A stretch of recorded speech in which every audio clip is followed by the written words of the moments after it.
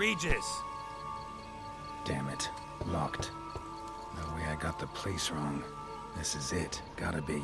Gotta be another way in around here.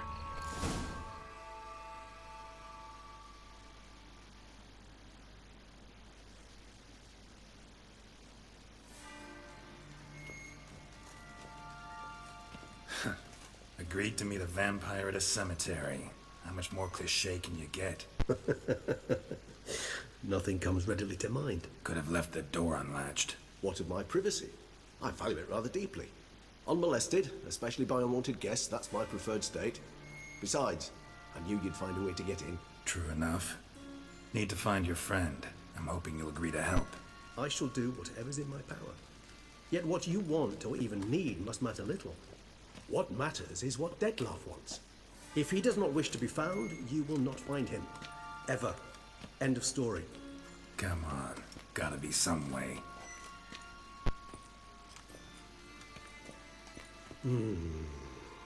Vampires can evade detection by the senses, and no divination magic works on us. Even the most precise megascope would be useless. And this? Could this help? Wherever did you get that? Off one of the beast's victims, found by a bend in the river. Body was chopped in pieces. 3 of those pieces were hands. Hand with the ring seemed the odd one out. Bruxa had taken an interest in it.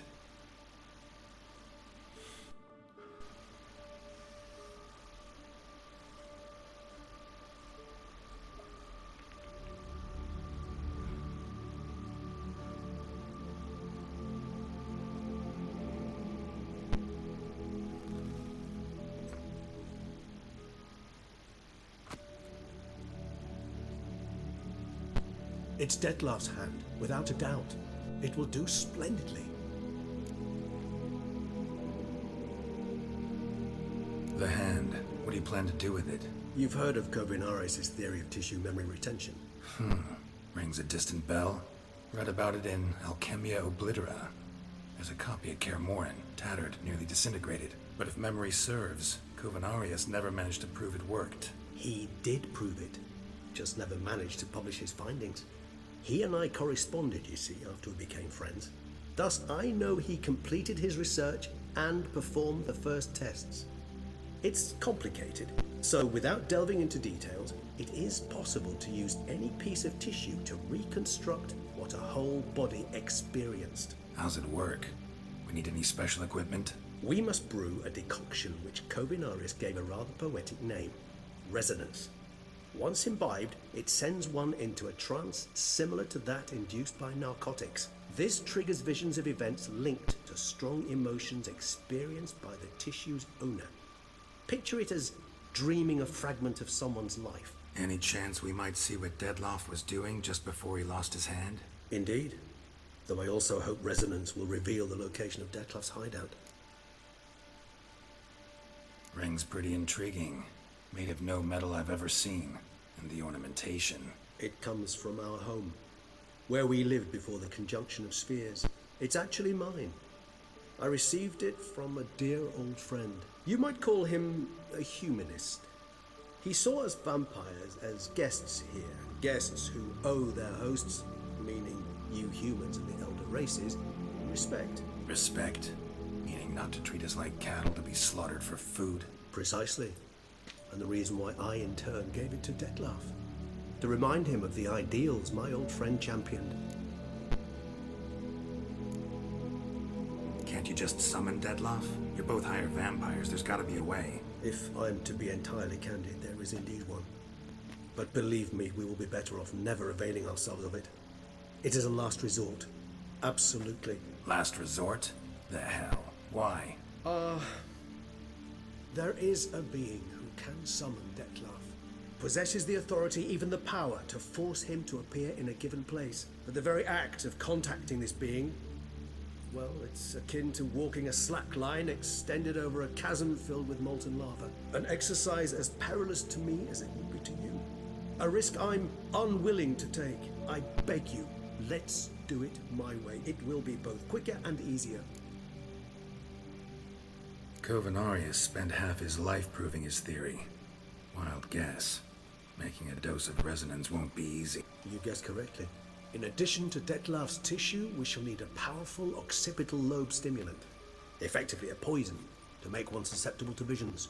Well, got a few ingredients to choose from. Unfortunately, all are pretty rare. There's mamoon glands, but closest ones I know of are in Vizima. A spotted white saliva would also serve, but they were culled to extinction over a century ago. Could go with a kobold's eyes, but the creatures are sentient. Rather not gouge one's eyes out. Given that we lack the time to sleuth this out ourselves, permit me to summon some help.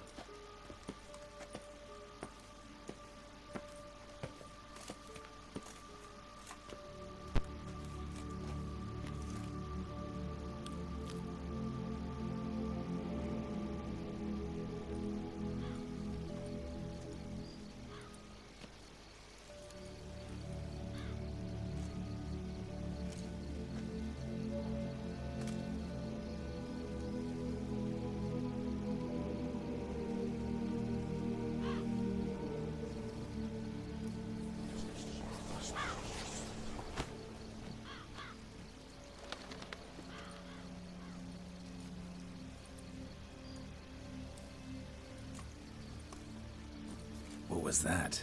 A raven? Rather a common sight at this latitude. Very intelligent fowl. I asked him to look for the creatures you mentioned. Him and his brethren. Perhaps they'll find one in the area, and I would hazard that a flock of ravens will spy any said creature faster than a solitary witcher would. With all due respect to your skills, my friend. It will take them some time, nonetheless, so perhaps you'd care for a snifter of mandrake. Rarely say no to a snifter. Sadly, this is but a weak infusion rather than a proper distillate. Even better. I remember your mandrake hooch. Made people say things they'd have rather kept to themselves. Now, what could Geralt of Rivia prefer to keep to himself?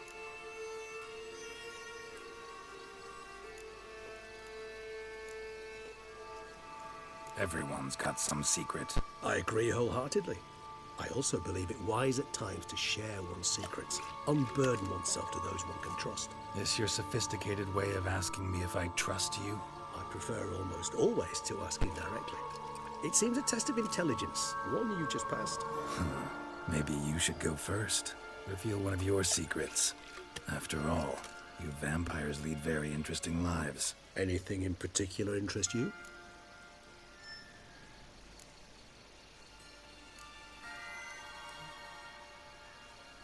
Curious what you did after you were reborn. As I'm sure you can surmise, at first I was thoroughly absorbed with recovering. As it is, I've still not recovered completely. Yet I was so weak the first year that I could not stand nor move on my own. Detlef bore my weakness bravely, showed great patience. If not for him, I wouldn't be here, and I'd have regenerated far slower. Once I could at last stand unassisted, I set off for Bruges, for my one-time home of Dillingen. There I led the peaceful life of a rural healer and surgeon, enjoying my neighbours' respect and, in fact, constituting the exact opposite of the monstrous vampire the populace imagines. Bruges, you say? Rebirth make you sentimental? Perhaps a dash. But what of you? Where have you been? Ever find your Cyrilla? Back then, yeah. But we parted again soon after. And when the time was ripe, she came back. Defeated the wild hunt together. Ooh. Seems I certainly missed quite a bit while I was absent. True enough. But it's a conversation we'll have another time. Need to know more about you now. Gotta ask you the big question. One everyone wonders about. What happens after death? You wish me to tell you if the human belief in the gods is well-founded? Well, that I do not know. We vampires differ exceedingly from you humans. Our matter, that of which we are composed, can exist without form. We require neither a heart, nor a brain, nor air to breathe. But were you dead? As humans understand death, yes. Feel anything? Understand anything? It's rather hard to explain. I felt something very unsettling. Something I cannot even name, for I did no reasoning. Only after rebirth did I begin to understand that what I had felt was cold and unimaginable fear. If not for Detlef, I might have drowned in an eternity of icy terror. Can't have been alive then. Sheesh, experience like that must be vicious. Indeed, it's hard to compare to anything I know. Yet you are aware we don't see death as you do. The way you cling to life, we find it entirely peculiar. You are mortals, ergo it's a foregone conclusion. You will die. It's but a question of time. Thus, I often find myself wondering why you try so very hard. To die at 20 years, 40, even 100, what's the difference? Then all but the blink of an eye. Depends on your point of view. Man who's got 1,000,000 crowns to spend can't possibly understand one who's only got 20. Very true. One's outlook can indeed change much. Got a new life, new body. That give you a new start, blank slate? Starting all anew is a very broad concept. What exactly do you mean? Your blood addiction, say. Wondering if your body's the same, if it still remembers. Maybe if you drank now, you wouldn't get hooked. All addictions are a form of slavery. Re-addiction's not a risk I'm willing to take, just to test a hypothesis about corporeal regeneration and whether propensities carry over. Fair enough. Curiosity, that's all. Sorry. Not to worry, Geralt. Curiosity is a natural reaction under the circumstances, apart from which I've always valued that trait in you.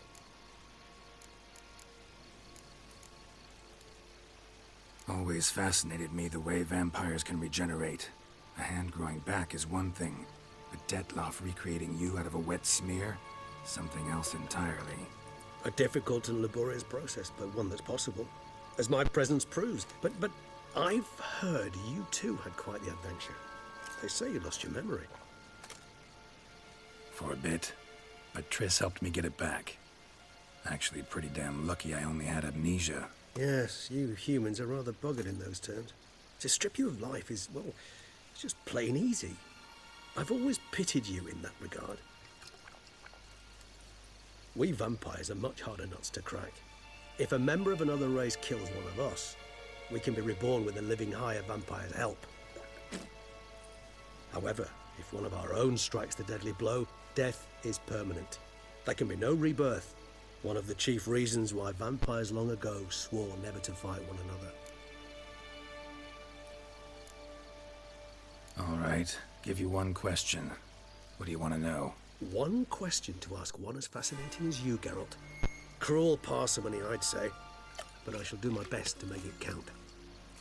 If you were to die and be reborn as I was, in your new life, would you choose to be a witcher? See, Regis. Doubt I'd know how to be anything else. Ever tried? See, you're determined to get an answer, to find out if I like being a witcher. Just refuse to ask directly, as always.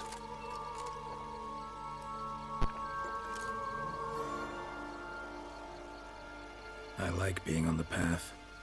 I like picking up a lead, a trail. I like the tension right before a fight. And nothing gets my adrenaline flowing like battling a beast. Even gotten used to people treating me like a freak, an outcast. Yeah, not something I think about much, but I like being a witcher. Thank you for being honest. Honesty is an attribute of the truly brave, and thus a privilege of the very few. Still no sign of your winged friend. Sure it understood what you wanted? Dead certain. Let's wait a bit longer. It'll return soon, don't doubt that for a moment.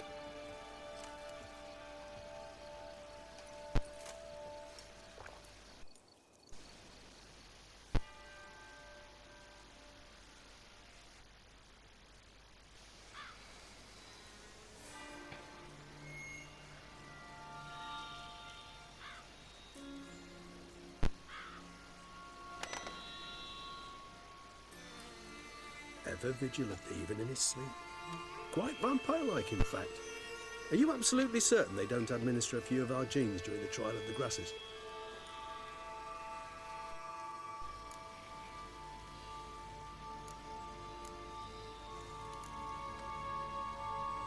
appreciate the compliment. Got something for me? You were right. No kobolds or mamoons for miles around. Knew it. Allow me to finish. You see, there's this spotted white. It haunts an abandoned residence in the Caraberta woods. Impossible. My brethren hunted down every last spotted white before I was born. Then it seems you must revise your knowledge of spotted whites. For somehow this one managed to survive your brethren's onslaught. It seems I know this home it haunts. Recall a tale about it. Locals believe the place cursed. Perhaps that's how the white survived entirely unmolested.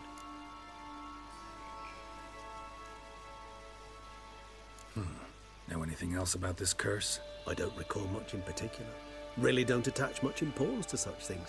It was mentioned to me as an anecdote, no more. Come on, search your memory. Something, anything could be important.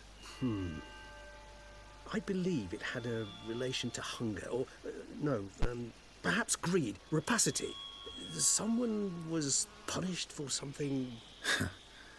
Textbook definition of a curse, pretty much. Sorry, Geralt, I try not to clutter my mind with the details of every far-fetched tale I happen to hear.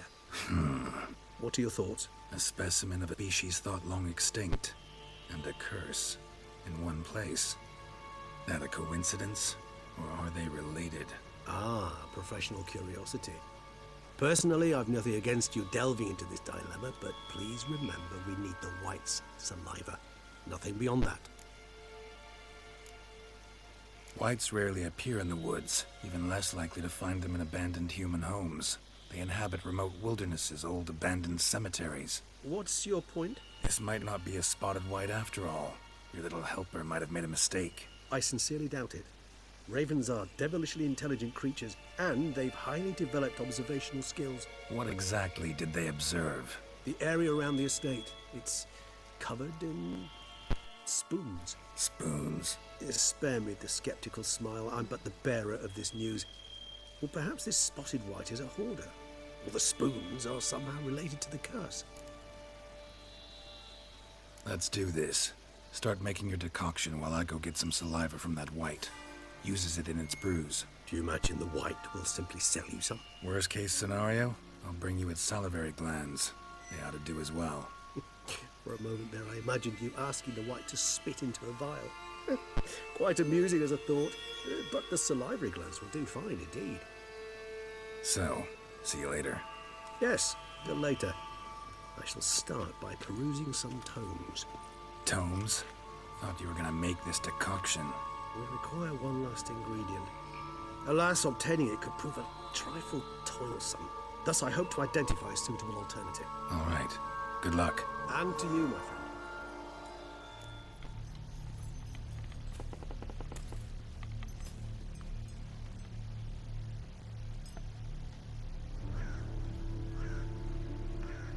None shall sit and dine with you at your table. No spoon you have shall sate you.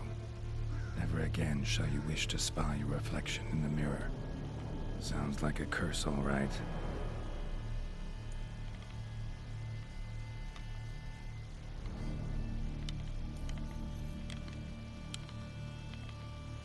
Somebody's clearly obsessed.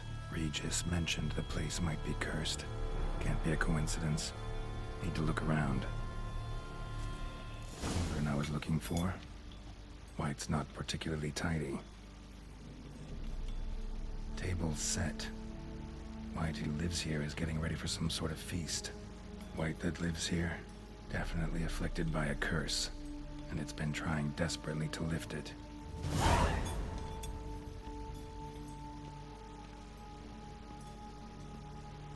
Cauldron's empty, unfortunately. Regis needs some brew. Afraid he won't get that. No choice but to hide and wait for the saliva glands and their bearer. Need a spot that'll let me observe the cauldron.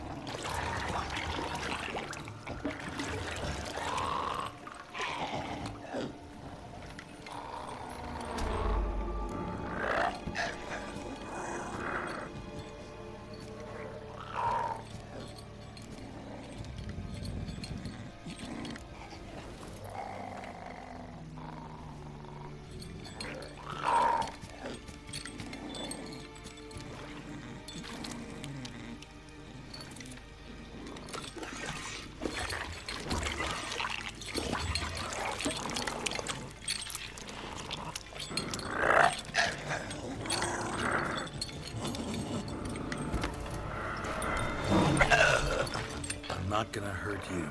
Wanna help? I've seen the words of the curse on the walls. Think I know how to lift it.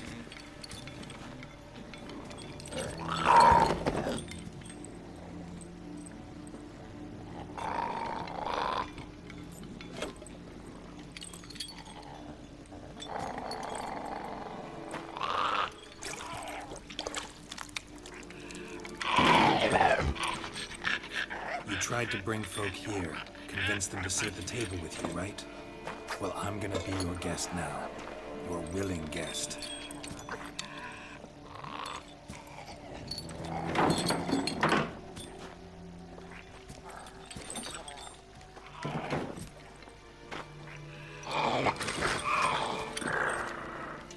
Just need a bit for Regis. And now we'll tend to you.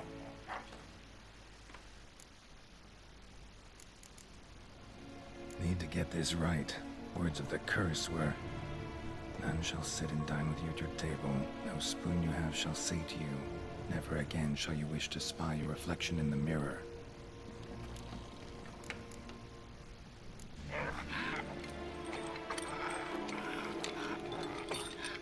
We can't use spoons. No, that won't work. You've been looking for a spoon that would feed you, but there's no such spoon. We need to eat without spoons.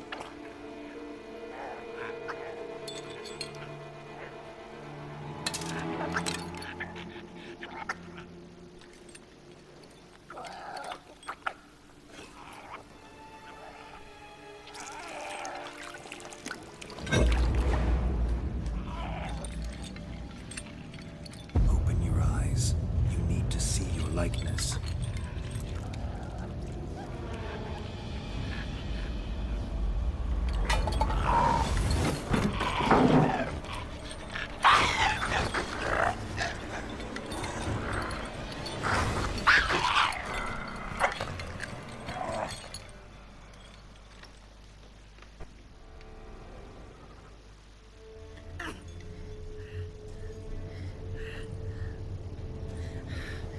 Easy. Not gonna hurt you. Eat. I must eat.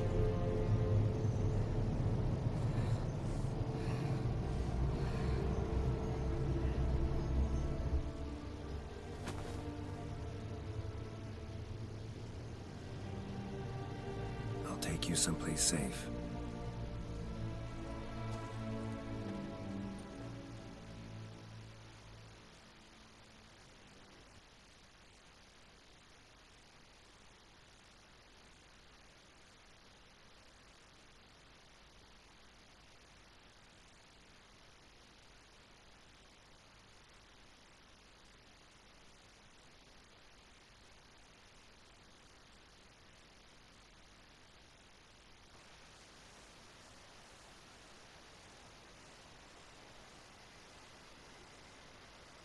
So I took her by the hand and led her here.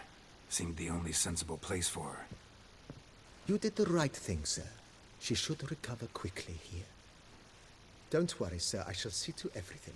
She is safe here and in good hands. She'll soon be back on her feet. Might actually take a while. She hadn't eaten anything in over 100 years when I found her. Horrid. Whatever brought this about? Told me her story on the way here. Her name's Marlena. She was once the very beautiful and proud heiress to the Trastamara estate. One evening, when she was holding a banquet for friends, a beggar came to her gate seeking alms. He had a bowl and a spoon with him. He sat outside her fence and waited. I've heard of the custom. An ancient rite of hospitality that obliges one to give food and drink to such a guest lest he depart hungry. To neglect the custom is to bring great misfortune down upon oneself. Marlena didn't care a whit for the old customs.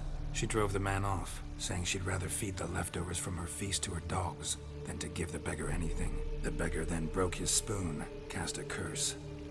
She was beautiful, so he said she'd never wish to look at herself in the mirror again. Since she adored feasts, he swore no one would ever wish to sit and dine with her. And as she even refused him the crumbs from her table, he swore she'd never find a spoon in the world that would sate her hunger. A harsh punishment. I imagine lifting the curse was hardly simple.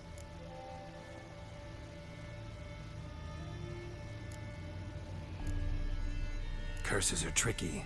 They play on irony. Always gotta figure out what the catch is. Marlena had spent decades looking for a way to lift it. Transformed into a wight, she stole spoons and lured folk into her home, trying each time to get them to dine with her. Didn't work. So what did? Someone had to sit down and share a meal with her, of their own free will. They had to eat without using spoons, and make her look at her reflection. That's it? That was all it required? Simplest solutions are sometimes the last that come to mind. Besides, when you're a wight, it's pretty damn hard to find willing human company for a feast. I imagine so. But, most importantly, it is now over. Please, don't worry. She will be in good hands here. Thanks. Gotta get back to my business now. See you soon.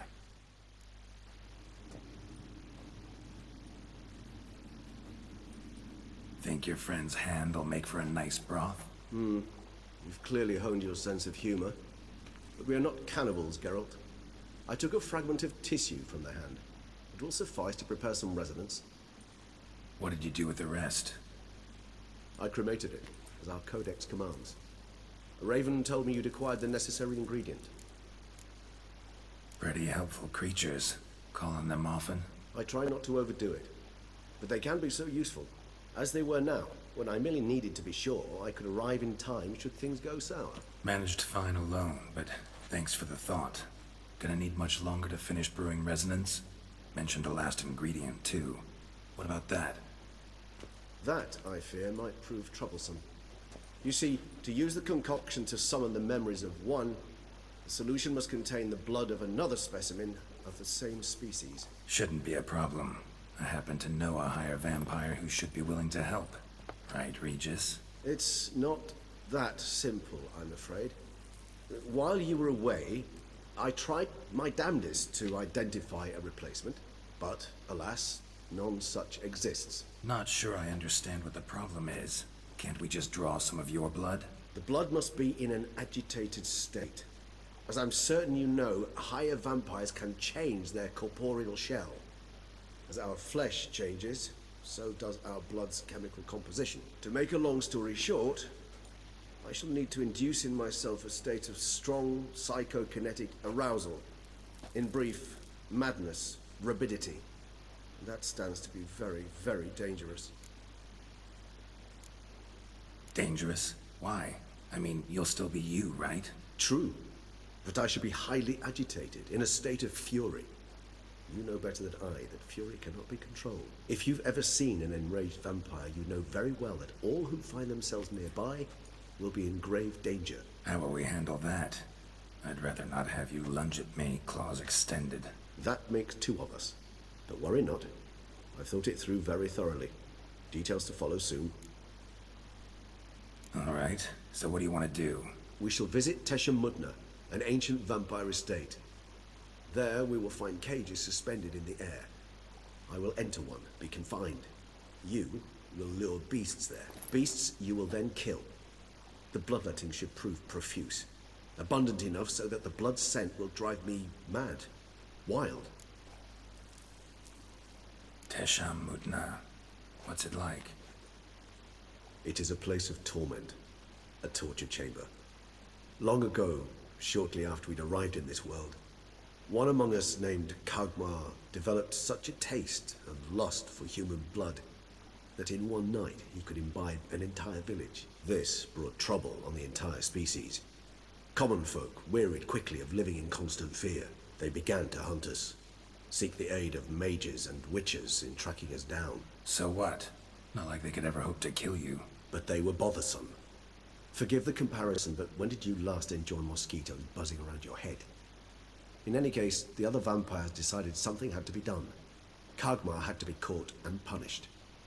A torture chamber was thus outfitted in the dungeons of Teshamudna. Inside it, a cage made entirely of a special alloy of silver, dalvinite, and meteorite steel. Kagmar was captured and locked in the cage. Sat there over 2 centuries, driven to fury time after time, never able to escape. Thus I know the cage will withstand the fury to which we shall drive my humble being. See no reason to dawdle. Tesham Mutna. Take me there. In a moment. Just one last thing.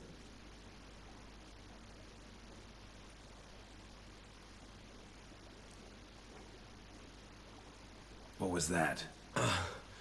Blood. Oh, the last favor the Raven did me. I've also taken some Sancurium, a solution that sharpens one's sense of smell. One drop of blood shall smell like a gallon to me now. You crazy? You're a recovering addict. Your outrage warms my heart, Geralt. But you must remain calm. I had no choice.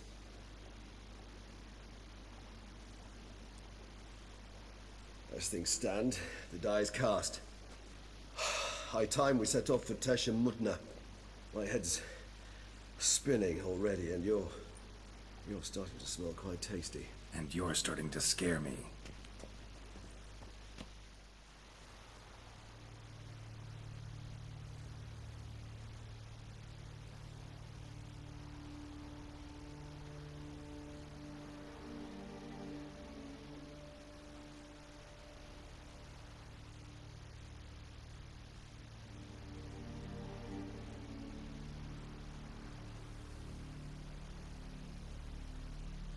We have arrived.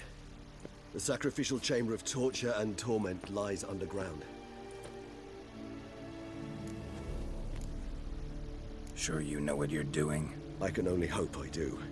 Please, let's go. The longer we delay, the less control I shall have of my faculties. I'd really prefer not to hurt you. You lead.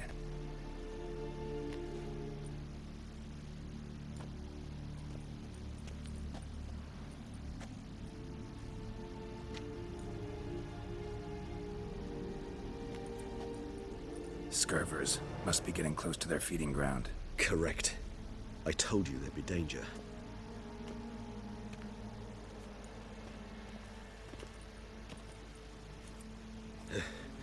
Beyond this wall lies... An ancient vampire dungeon. Seen a lot of things in my time. Nothing quite like this, though. I feel honored. A man with such a wealth of experience, yet I'm about to show him something new. Now, to open it.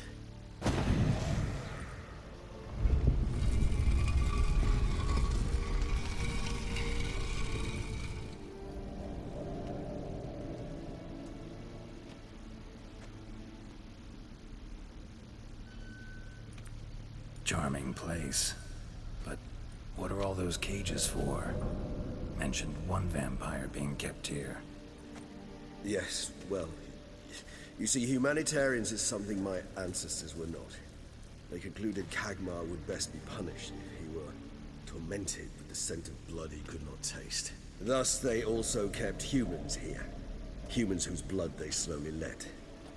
Kagmar ranted and raged in pain as those humans slowly bled to death. They treated them like livestock. Live bait. I'd like to be able to turn back time.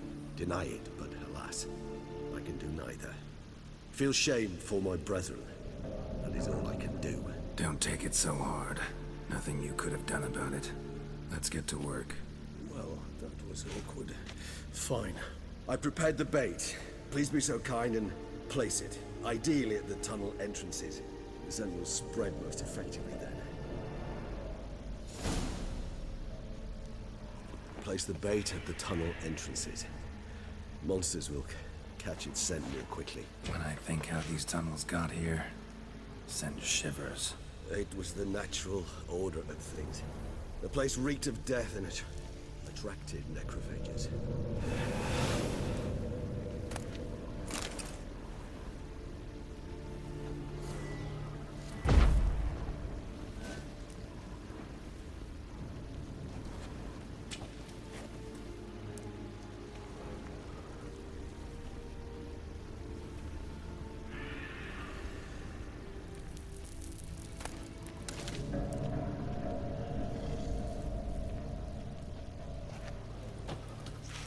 Three done. One left. Think this'll work? I certainly hope so. The meat stench is so thick, I wager it carries grit and no blood.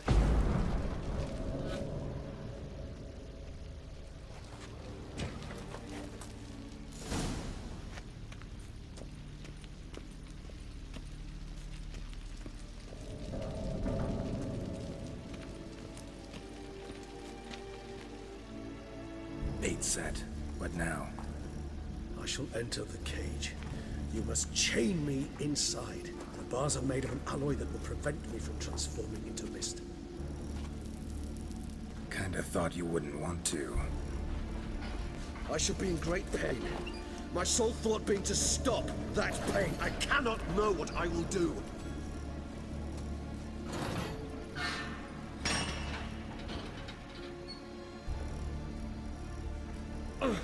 We must hurry. The beasts have caught the scent, and also my head started spinning. That the blood? Someone who's never experienced a vampire's bloodlust does not know the true meaning of thirst.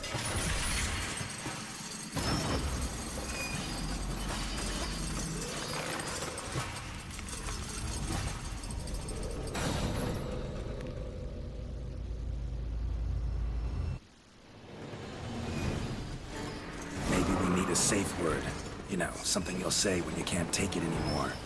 And what did you do once I uttered it? I don't know. Calm me down. Sometimes I smell the blood.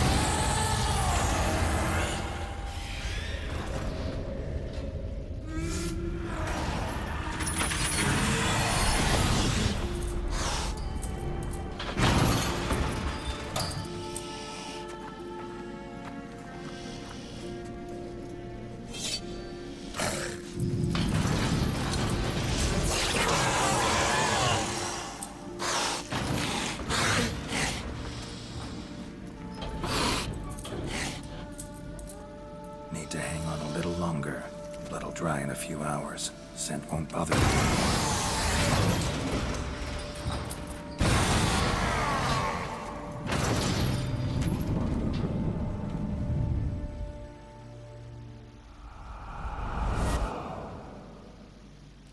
Get you out of here.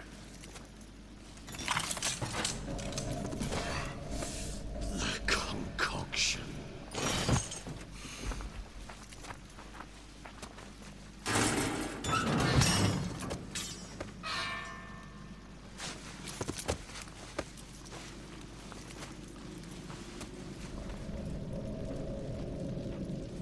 You can't finish it in this state.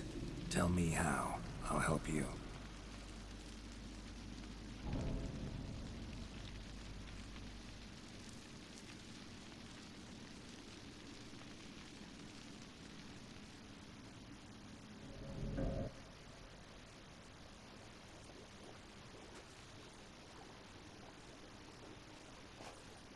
Any better? Far from ideal.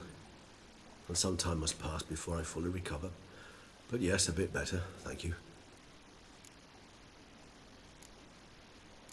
Never expected it to be like that. You didn't tell me. We need not discuss it. But we do.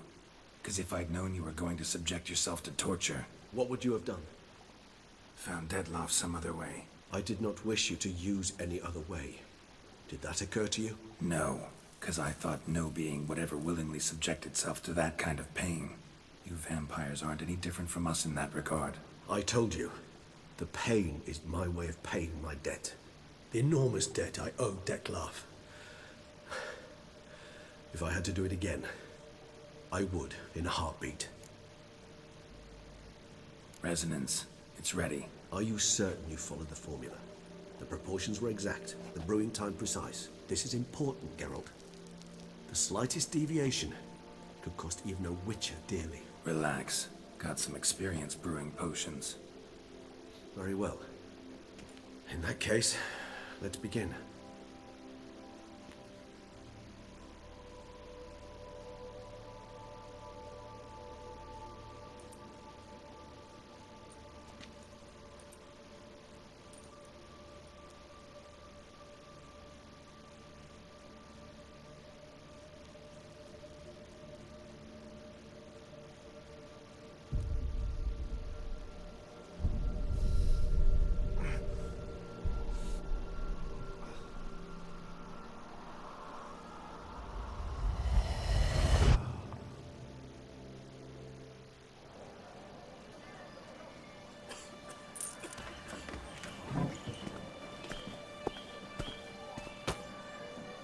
Excuse me.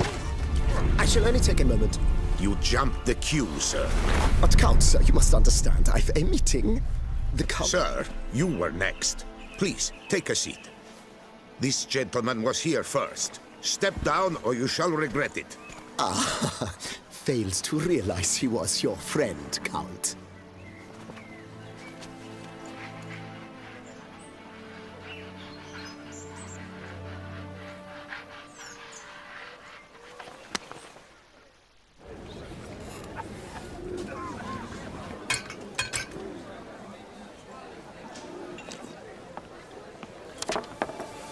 It was then I ordered him to give up his seat and step off the stand.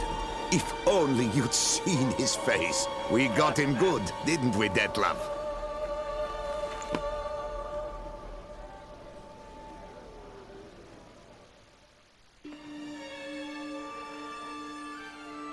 And then Mother insisted we buy the mill. Curious, eh?